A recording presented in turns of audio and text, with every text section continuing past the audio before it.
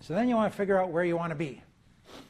And one of the most common tools that you'll see in positioning is this idea of a perceptual map. A perceptual map is a 2x2 matrix which has two attributes on each axis, or one attribute on each axis, and these attributes are things that are important to customers. And you plot the industry out graphically on this matrix. For example, this is the one that I swiped off the web. It's a perceptual map for luxury cars, or for cars. And on one axis I have classy versus practical. On the other axis I have conservative versus sporty. And you can kind of see where each of the major nameplates of cars would fall. So the Mercedes is considered to be classy and conservative. There's something over here, I can't read it. The Porsche is considered classy and sporty. The Bug is considered practical. The Volkswagen is considered practical. Great mileage for the diesel. So you can kind of see where they lay out geographically. How would you use this? If I was going to come up with a new brand of car, how would I use this matrix? Decide your target market and what they want. So I decide my target market and what they want. And then develop a company catering to that demographic. Develop a company catering to that, so you'd ignore this entirely.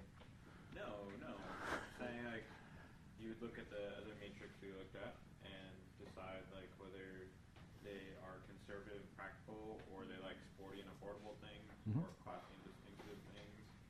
Okay. And you would develop. So no, this is good thinking. Thank you, and I apologize if I humiliated you in public. No. I meant to do it privately later. I can't do anything right today. You should take your own tests then. So the idea is that, and this is where the attributes that you use need to be important to your customers.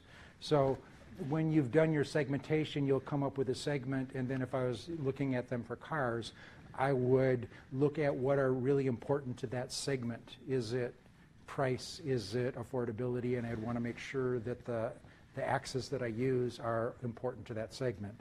So if we assume that that's important to our segment, and these are important attributes, how would we use this to, where would we want to position ourselves relative to the competition?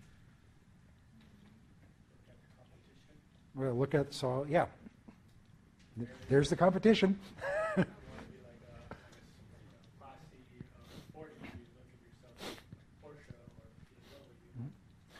So one of the things is to look at classy and sporty, but the other thing is to look, remember, we wanted to be in a segment where the competition was less intense.